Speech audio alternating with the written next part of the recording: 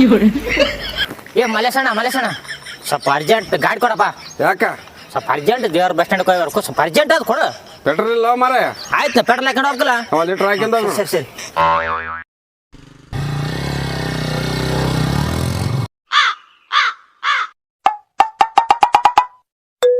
Phone ಬರಕತ್ತ ಯಾಕೆ cut ಮಾಡ್ತಾನ ಮಲ್ಲೇಶ?